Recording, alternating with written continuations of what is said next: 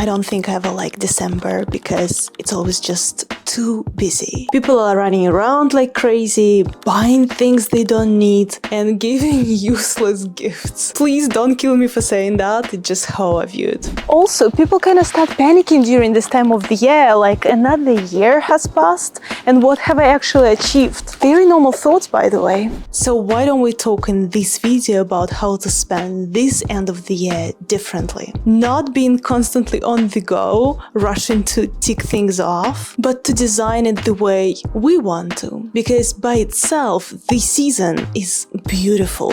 And honestly, all these years I was exactly this person. Rushing, stressing, trying to fit it all in. And frankly, I got tired.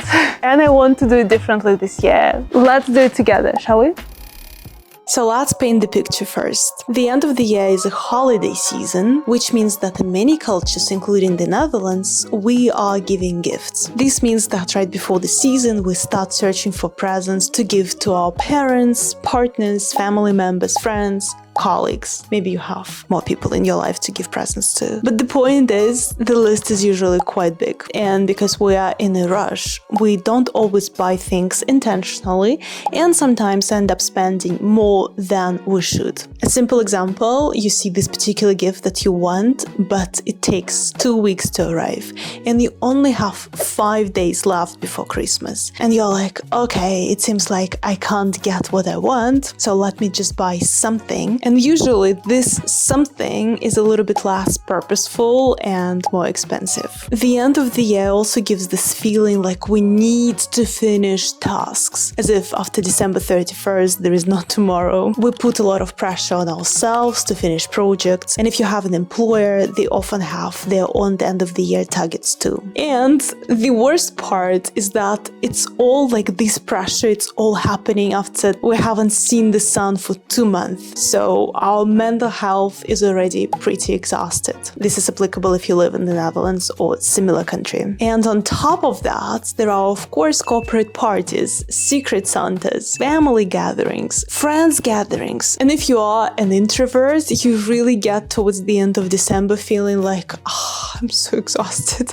I want like a 2-month break after this whole craziness. So here we have the final picture. A typical person is busy thinking about gifts, what to cook, how to juggle all the projects, both personal and work-related, how to fit in all the parties, and on the background there are nagging thoughts like, but I'm a failure, I haven't achieved much this year. With this, it gets hard to preserve any sense of sanity. So now I'm publishing this video in the middle of November, and I'm thinking, how can I make my life easier by the end of the year? It's a very unpopular opinion, because most of us only react to situations once they already happened. And right now, the end of the year feels like far away, like we shouldn't even be thinking about it. But trust me, when you do, you will thank yourself when the time arrives. So let's do it together during this video.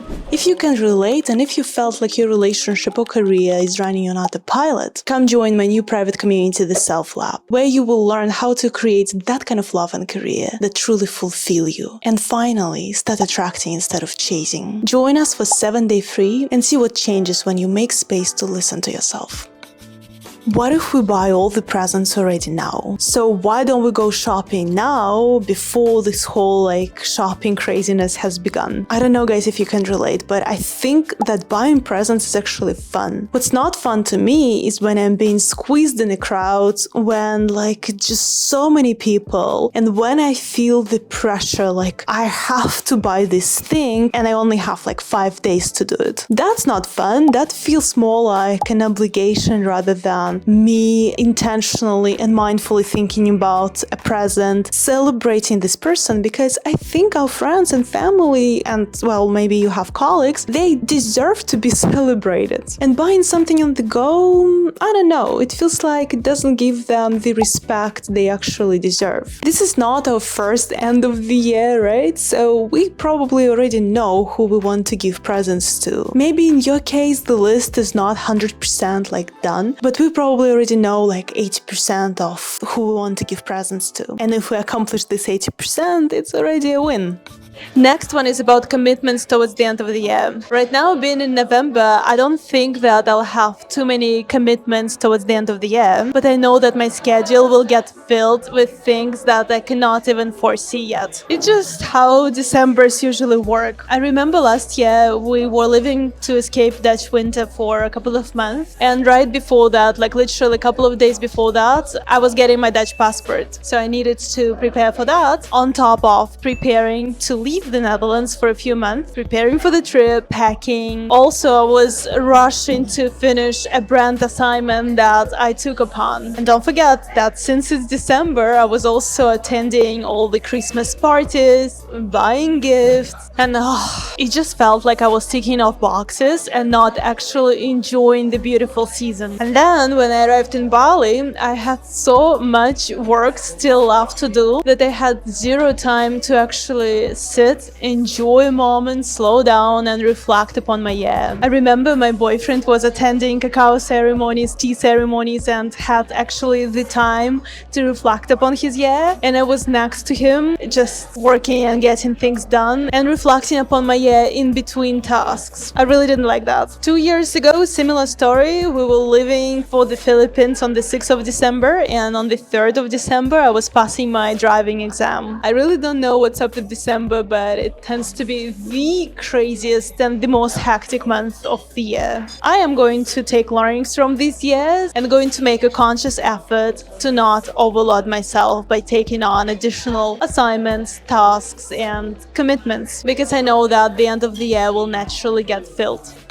Number 3. Book the time for reflection and goal setting. This one might sound counterintuitive, like why should you book time to sit with yourself and reflect upon your year, especially if you are a spontaneous person by nature? Well, if you watch this video until this point, maybe it's a sign that there is a part of you that wants to try, especially if you can resonate with thoughts like, I haven't achieved anything this year. You might think that if you sit down to reflect, it's actually gonna confirm these thoughts, but paradoxically, from what I see, the opposite is most likely to happen. You will most likely see how much you have actually achieved this year, or at least more than you thought. I've been reflecting on my year for years. Before, I would do it on my own, and then when I met my partner, we started doing it together. And this year, I want to do something different. Since I've just launched my new community, the Self Lab, I'm going to host an online reflection session. I don't think that what stops us from reflecting is another complex framework. I think what really holds us back,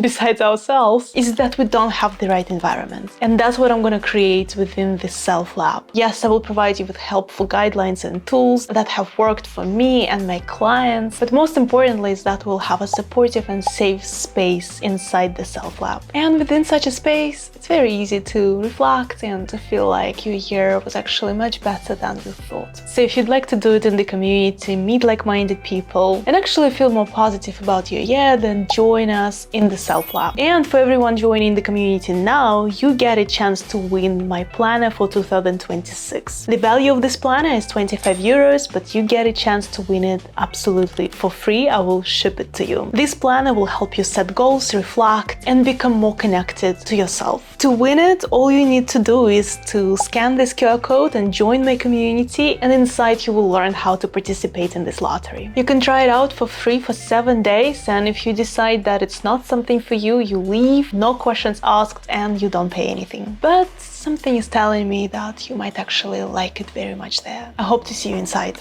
I somehow always remember a bit too late what I want to do during the holiday season. Like last year, I remembered a bit too late that I actually wanted to go and visit a Christmas market in London. At the time when I remembered that, everything was already sold out, fully booked, and just too expensive, so we did not get to do that. If you recognize yourself here, then this year, let's do it proactively. So for me, I came up with the list of the things that I want to experience and do this year. First, glue wine. The second one, having a chocolate or cheese fondue, like a proper one, not the one from Lidl. Maybe visiting a Christmas market in London. I'd really love to do that, but it depends a little bit on our other plans. And watching some Christmas movies. Like even if I just get to watch Home Alone, I'd be happy. You see, simple things like that, but to me, it still requires some intention to actually get to do it. What does your list look like? Tell me in the comments, because maybe I'll get inspired and will want to add something to my list as well.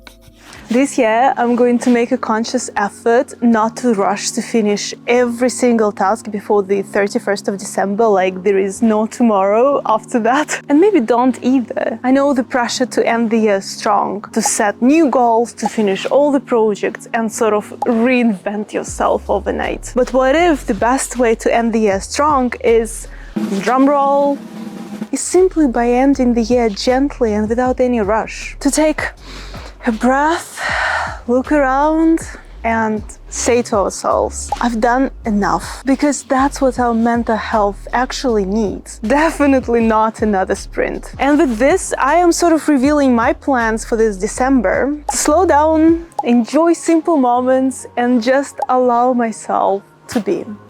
Thank you so much for watching this video until the end. If it resonated, I invite you to join the Self Lab. It will be the best Christmas gift you can give to yourself and to your mental health. You can scan this QR code to join the community for free, or check out the links in the video description below. I hope to see you inside. Alright, thank you again and bye for now.